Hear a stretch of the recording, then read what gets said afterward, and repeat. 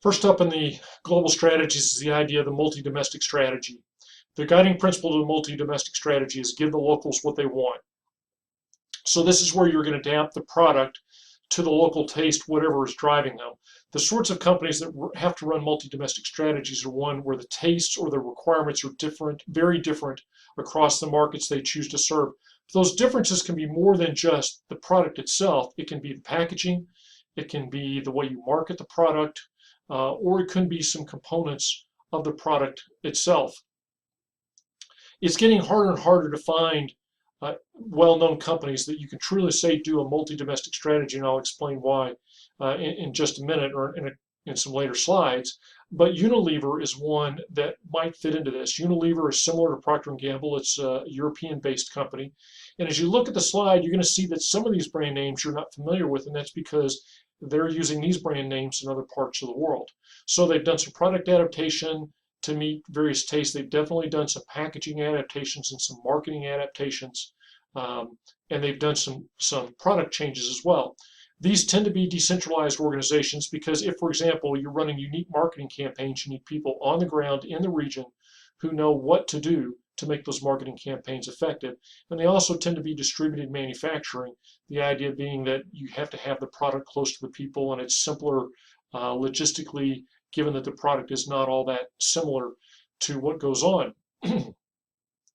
An example of a company that used to be this way was Avon, which I didn't realize, but they had fairly specific beauty products for the different regions. And several years ago, when they were in the first of what's proven to be successive attempts to turn around the company, the new CEO came in and moved them to more from a multi-domestic strategy to more of a transnational strategy, which we'll talk about later. And it was simply because it costs so much. So this is very high on stimulating demand to sell more product. A real challenge tends to be cost because you don't reap any scale benefits from anything.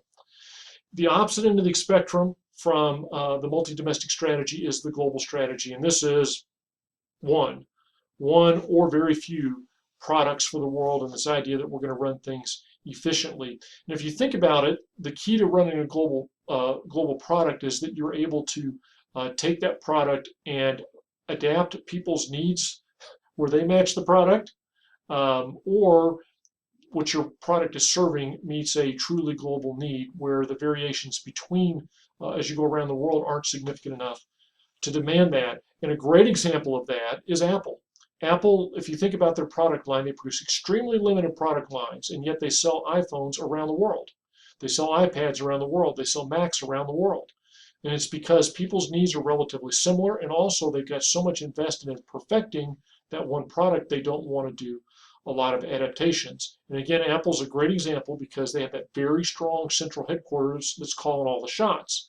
They do also match up in that they tend to have only a few manufacturing sites, and again, those are largely in China. But again, that's true of so much today, there's really nothing new about that. But let's see a little bit of a subtle difference. So you see Apple running one product for the world or a very limited product lineup, and you can almost contrast that with Samsung. And if you think about all the different smartphones that Samsung manufactures, and they're trying to give different price points because different markets have different sensitivity. And Samsung's trying to play in all those different markets, and they incur a lot of cost by doing that, which is one reason why Samsung's profit margins in the mobile phone business aren't nearly what Apple's are. Whereas Apple says, this is who we are, we're not going to appeal to everybody, but this is what we're going to do. There are a lot of companies that do truly run global strategies. Boeing is one that runs a global strategy. A lot of technology companies run global strategies.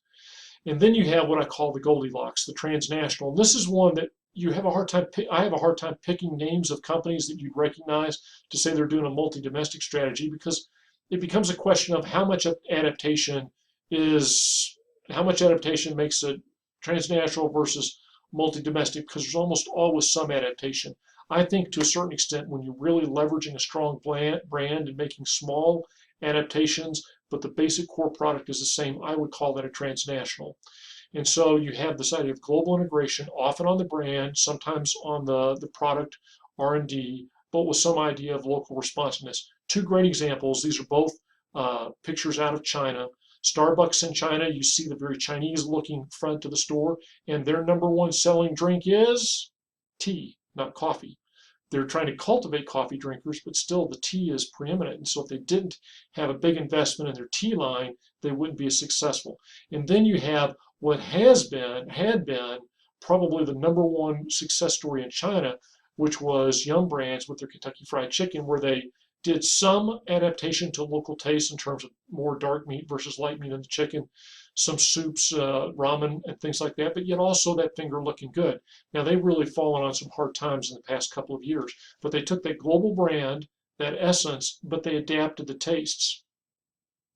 So the textbook kind of tries to mix, or at least this theory tries to mix two concepts together, which don't always go together, which is where it's manufactured and the product mix. We've talked a lot about the product mix, but let's talk about when does it make sense to concentrate manufacturing. It makes sense to concentrate manufacturing if scale, you have a lot of scale effects, if you have a particular resource advantage in a single location, and you may have a hard time thinking of that, what that would be, but let's imagine that you have a very energy intense manufacturing process. Specifically, it needs natural gas. Gas does not transport worldwide nearly as well as does crude oil. So if you have a very energy intensive, i.e. going to burn a lot of natural gas, then you want to put your manufacturing plant in a place that has lots of natural gas cheap, and that would be, for example, Texas. It's an area where we tend to do really well.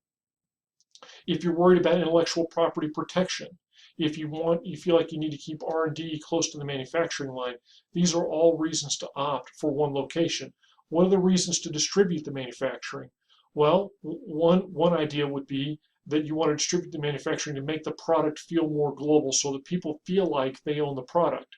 No mystery why Toyota located its pickup truck manufacturing plant in San Antonio, Texas, because Texas is the truck capital of the United States. And so they wanted to make that truck feel more Texan because they knew this was the heart of the market. So that idea of getting close to the people who you hope are going to be your customers.